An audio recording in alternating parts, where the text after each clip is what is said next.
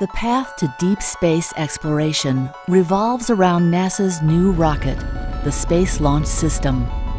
SLS is the most powerful rocket ever made and will use the Orion, NASA's next-generation spacecraft, to transport humans about 40,000 miles beyond the Moon, farther from Earth than ever before.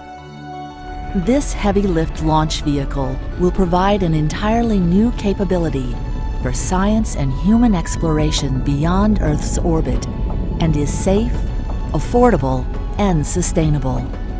It's the backbone of NASA's long-term human space exploration plans and will usher in a new era of deep space exploration. The first SLS flight, known as EM-1, is a 3-week-long mission. It will travel beyond the Moon, testing the SLS and Orion systems. EM-1 will be more than a test flight. It will also be a service mission, delivering 13 CubeSats into orbits. The most important thing to remember about space exploration is that to date we have to bring all of our supplies, living capabilities, even the air we breathe, we have to bring with us.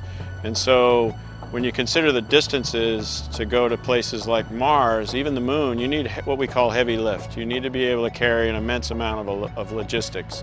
It took us 40 flights of the space shuttle to build the space station, and that amount of logistics is what it takes to mount a single convoy for a human exploration of Mars.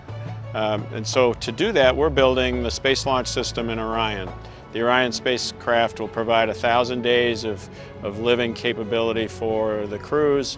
The Space Launch System will lift eventually up to 130 tons in a single launch of cargo. So a small convoy of 4 to 6 launches would be sufficient to mount an entire expedition to Mars. So it's an immense capability. On our mission to Mars, we're going to start out in a stair-step type fashion. Around the Earth we call low Earth orbit. We currently have capacity there. We need to get out a little bit further where we can start what we call the proving ground, where we evaluate technologies that will enable us to take that much greater step to get to Mars. When we're ready to take that next step to Mars, we'll have to bring a lot of cargo, life support systems, food, air, and we'll have to stage them around the cislunar space in that proving ground once we've proven out the technologies.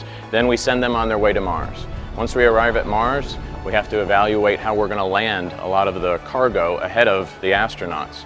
Astronauts will follow when it makes sense to do so. We'll probably start on the moons of Mars and look at Mars and identify the most appropriate spot to land at a future date, and then subsequent astronauts on their way to Mars will actually do that.